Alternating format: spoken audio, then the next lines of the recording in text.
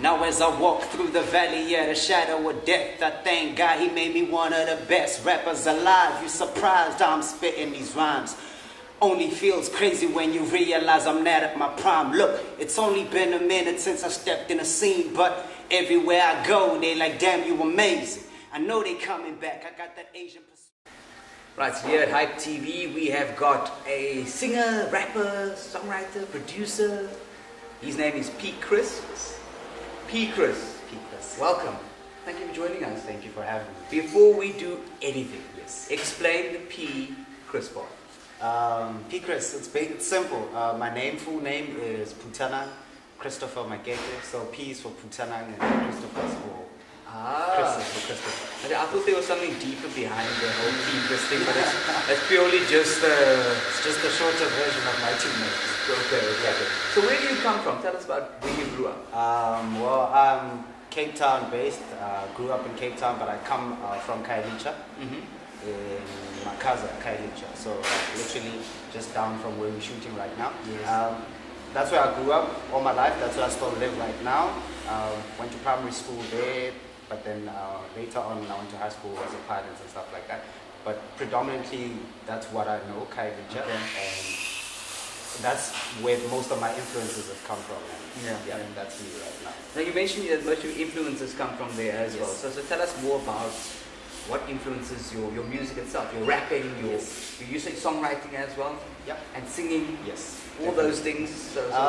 So in terms of, like, when I talk about influences in terms of my music, I'll probably be basing that on my lyrical content. Okay. You won't necessarily have to do anything with regards to the production that you're going to be hearing behind the music, or let's say whatever the backing tracks that's going to be playing when I'm basically performing any of the songs, but it's going to be more about like what it is that I am talking about in the lyrics. Or it can be anything from basically my life, how I grew up, what I've seen, things I've learned, to basically anything regarding how people perceive us as people from Kailicha, and things like how we can better ourselves, how we can, because it's one of those places where so there's definitely some sort of depth behind your lyrics. It's not just the grass is green, they speak about it. No. Basically, I'm not opposing any of that. There's rappers that are just for that, who enjoy that and who make good music doing that. But for me, I've always had a belief that if you're gonna be expressing yourself in any way, it must depict and it must be based on it must have a huge influence of where you come from, because at the end of the day that's what makes you. And I always try my best to put on for my city, my township. You'll hear it in my music. It can be like it will be maybe me just saying culture or whatever, or anything like that, whereby I always keep people informed and they must always know my roots and where I come from. Keeping it real. In a way. Now speaking about keeping it real, I mean, I've interviewed a few rappers, and every rapper that has come here and interviewed on Hipe TV, have insisted on keeping their sunglasses on. You're the first rapper I meet without the sunglasses. Do you know what the thing is behind the sunglasses? One said to me it was so that they can't see the person that they're rapping to. I don't know. I've never been a sunglasses person. To say, I don't even own like a pair of glasses or anything like that. But if you had it, would you wear it here right now? No, not really, because this is inside. It's in my house. There's no sun. There's like sun glasses, you know. So I really don't get it. And then at the end of the it's hard to read somebody like that, even for an audience. If you're gonna be on stage with sunglasses, it might look cool and whatnot, but like for me, I'm all about expressions and stuff. So even if I end up like being on a music video or whatever, like there was one that I did earlier on with a guy called Sunnil, and then it was always like the person that was producing the music was always like, I love your expressions and all of that. So if I had to carry out right through the whole video having sunglasses on, then people wouldn't get to see that. So for me, what I would have to believe that, well, that's like maybe one of the things that would probably set people apart. Yeah. I take some influences, obviously, from like the mainstream rap artists. And, would you say like international influence? International influence. We blame the internationals then for the glass. Yeah. So I would say that, but I limit myself, and I always try to bring it back to where I'm from, so that people easily understand me and who I am, so that they don't have to, you know, if I come out, they must know, oh yeah, he's from South Africa or whatnot. It mustn't be one of those like hard to get. So where's he from? Again, keeping it real, keeping it original. Yeah. So how do your immediate community and your immediate family feel about what you're doing? Well, at first, my mother was like, what? Dude, seriously? You want to be like rapping? But that was me. I conversate in Sutu, so it was a very different, like, because I'm Sutu originally, type of conversation. But like, just to break it down for everyone, it was like more of a, rapping. Yeah. Good luck with that. Yes, and sort of stuff, you know. So, but like, as it gone, as you know, with persistence, people start realizing, and they start seeing that, okay, like, this is not just a phase or anything like that, whereby like you get those things that happen through your teenage life when you're growing up, and you like certain things, and then 2 months later, I don't like it anymore, and then I want something else, sort of. And so like, because it wasn't something like I can say I grew up with, because I wasn't really like a very expressive person when it comes to like my musical talents.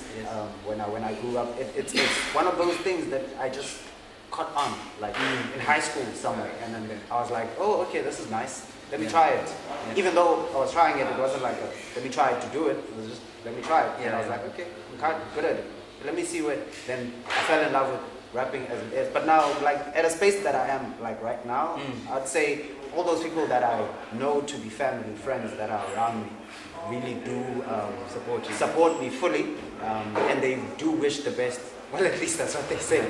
When I am saying I'm going to a gig or I have anything that I'm going to be doing that's music related, it's always they wish me best of luck for that.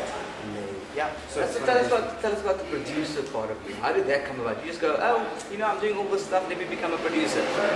No, it's one of those things. You know, when if you're a hip hop artist, if I see myself as a performer first of all, that happens to do hip hop mostly. Okay, but yeah. Performer happens to do hip hop mostly. Because I sing, and I do other genres. There's a lot of things. You'll meet Antonio later on during the interview. Like, he'll tell you. Antonio's here somewhere. Yeah, we're going to get Antonio's here. History and Tony. Tony. Yeah. But anyway, like, I'm not based on that. But yeah, back to producer part. I'd have to say that came about from, you know, when we rely mostly on background backing tracks. If you're a hip hop artist, you want to go to a show and you do an a cappella set, you're like, what? We don't want to listen to you rap, because at the end of the day, the audience isn't captivated by just lyrics. Yes, there's a certain margin of people that just want to listen to hip hop just for the lyrics, and they want to enjoy the lyrics and like, okay, I know what he's saying, or try to figure out what it is that you mean when you're saying whatever it is that you're saying in the song. But at the end of the day, they still need to be entertained by the music behind you, the person. So it's always hard to find now original songs that you can do. And then I've never been a person that you get a lot of rappers that take other people's beats and then they just rap on top of it. Yes. Then that doesn't necessarily. Again, I'm sorry to interrupt you, but it comes down to you wanting to be real, you wanting to be original, and I really, really respect that. But we mentioned the name Antonio, so we're going to get Antonio to come and have a seat with us here. Here is Antonio. Antonio's going to come here. He's going to squeeze in. Antonio's taller than us, so let's squeeze right here. Antonio, welcome to Hipe TV. Thank you very much. So you're a friend of this gentleman over here? I am, yes, indeed. And he's a good guy, full up. Oh, he's straight up great guy, actually. No, I've got a constant idea that he wants to be real and original. How true is that towards what he is? I think it's very true because he's got an open mind when it comes to music. I produce Chris, and like I come from this side and he comes from this side, and yet he's very open to willing to, okay, fine, we'll do a dubstep electronic glitch hop thing today. And, you know, so I think he's very real, very open-minded kind of artist who just goes with it. Would you want to say anything about him? I mean, what is it that how do you guys synergize? Sure. First of all, he only has one ear. Oh wow. Okay. Yeah. So like Deaf producer. how he said, like how his studio, like with working space is set up, he works sideways. You know, for most people, you sit like this, Yes, and then yes, there's yes, a yes. monitor here, and another monitor here, so that you can hear the music. He sits like this. So you definitely there's a want to hear. monitor Yeah, I bought that from this side, so I've only got this side. So and a yeah. monitor here. So I But put like, this on the but you wouldn't believe like the quality, like the level. I'm still like amazed till today in terms of like what comes out of what he does. Yeah. Because like at the beginning with me doing hip hop, he was like very like he said electro type step. It was very hard to like Synergize. because That's exactly why I asked because that. I would come with like a hip hop beat, and then I'd be like, okay, we need to work on this beat, and then I have this song idea, whatever, and then he would, and then I'd give it to him. Then we'd sit there for like whatever, however long, and then it would end up like if it had a certain snare to it, that would have gone completely. Yes. And the next thing you know, you have a dubstep snare that just goes dish. You know, you're like, and I'm like, Yeah. it's not a hip hop track anymore. Hey? You mentioned a lot about hip hop. I mean, what Yeah. makes a beat a hip hop beat?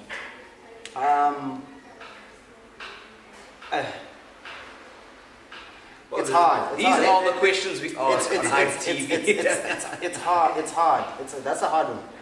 But like, Maybe a dub guy can say. I'll tell you a little bit. yeah. Let me educate you with my left ear. All right. But it's definitely a tempo thing. I mean, you're not going to get too crazy. Like drum and bass is sitting at 160 BPM, whereas hip hop, you know, you're sitting at the low 80s, at the 90s BPMs, even slower. And there's a feel to it. There's a groove to it. There's so much. And then I think Chris will also say it's a specific feel that he's looking for within that genre, because I know hip hop's, you know, you can do, it's a certain structure, but then Chris will be like, no, I want this and this, and it's got a different feel to it. It's not Americanized as much. Okay. If I could. You say look it like you're agreeing to an extent. Yes. No, I am agreeing, but I'm thinking of points that he hasn't added that I can add to. But like the other thing would be lyrics. Obviously, you have to rap. Yeah. Otherwise, it wouldn't be. Yeah, but like he said, because I wanted to emphasize what he said, that it there's a feel, but it's not necessarily like in a box in terms of like the type of beat because there's a lot of, you get trap music that's still hip hop and stuff like that. Like there's different, you get Mutswako, which is like locally South African, but then it's still regarded as hip hop in a way. So it's, I'd have to say, like he said, there's a certain feel to it, but like, yeah, you can have a hip hop song that somebody can suddenly sing on, then it's not hip hop anymore, it's pop. Yes. You know, so How do you guys get your music out there, by the way? well, also SoundCloud. SoundCloud's a good one just for the. Those links will be on this video. Yeah. So SoundCloud is one of them. That's but probably like the best way to get your music out is to perform. Your music and to gig your music. But like for me right now, performance based type of things haven't been like one of the most focal points of what I'm currently doing, because I'm still trying to get my sound, get my music, have my music ready, so that I can actually have something to go and perform. So that's what I think that's what we're working on, is that live recorded studio EP with live production as well. So basically putting something together that Chris is going, well, you know, I'm on a live stage as well. That, you know, can stand next to anyone on that level. And I think that's one way of getting out. Also, I mean, distribution deals and all that sort of stuff definitely will happen. Through hopefully, you know, a few companies that we can't maybe mention, but it's in the pipeline. And also hopefully some collabs with some other artists, which would be quite cool. Well, look, I wish you all the best with that, and I thank you very much for coming to Hipe TV today to chat to us. Chris, P. Chris. And Antonio, also known as Tony, thank you very much for joining us here at Hipe TV. Thank you. Thank you.